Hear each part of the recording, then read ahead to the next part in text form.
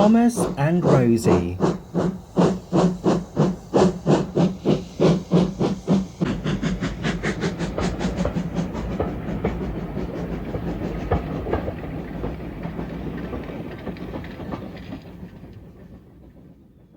Rosie was doing well as a pilot.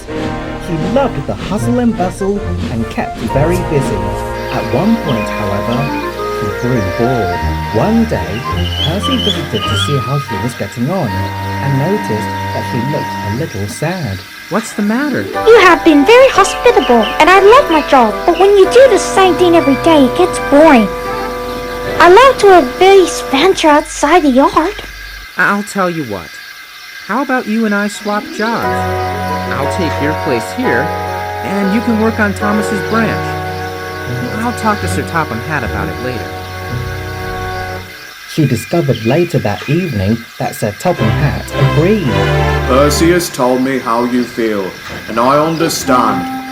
Tomorrow morning you will leave for Farquhar. Oh, thank you, sir.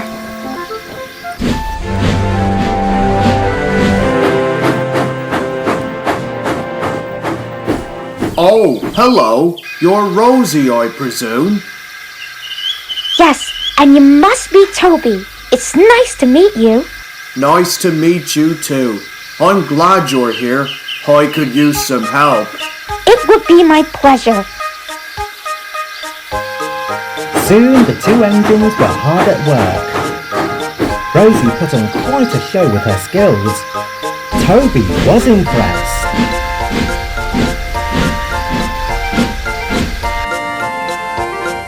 Back in the older days, I shunted at Southampton Docks.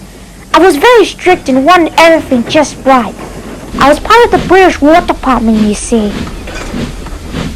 Oh, hello. I don't believe we met. Thomas, I presume. Please, what's it to you? I beg your pardon? Percy told me all about your incident. I don't need a stuck-up War Department engine coming to my branch line. We could have easily managed without you, and yet here you are. You are a git with no common sense. Now, if you'll excuse me, I have better things to do than deal with the likes of you.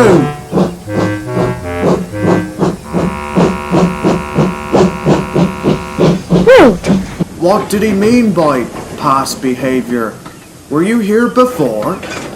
I was here on trial in the 1940s. It didn't go well. I was full of myself, and that became my downfall. I never apologized for my behavior before I left. Now, I wish I could show Thomas and the other engines I'm not the engine I was back then. Well, Thomas is a hardhead, but once you get to know him, he's a hard-working, forgiving, good-hearted engine. When I first worked on his branch line, he was jealous of how well I handled work, but I won him over with time. He couldn't help but laugh when I frightened a grouchy constable with my bell. Anyway, I'm sure you'll be talking like old friends one day. Rosie felt a little better. Unfortunately, she wouldn't get the chance to speak to Thomas because she was sent to help Mavis at the quarry. She saw Thomas multiple times when taking stone trains and whistled to him, but he always ignored her. She was beginning to doubt how true Toby's words were. One night, when she was working with Toby, the two engines heard a commotion. The station master bolted towards the duo. A man has broken his leg and is in need of a hospital. Be quick.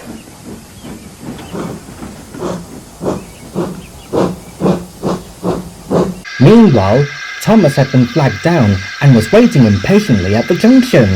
I've had a long day and I want to rest. What could possibly... Then, there was a loud puffing sound, and, in the distance, there was Rosie, with Annie and Clarabelle. She rushed past Thomas and disappeared into the night. Thomas was left in shock.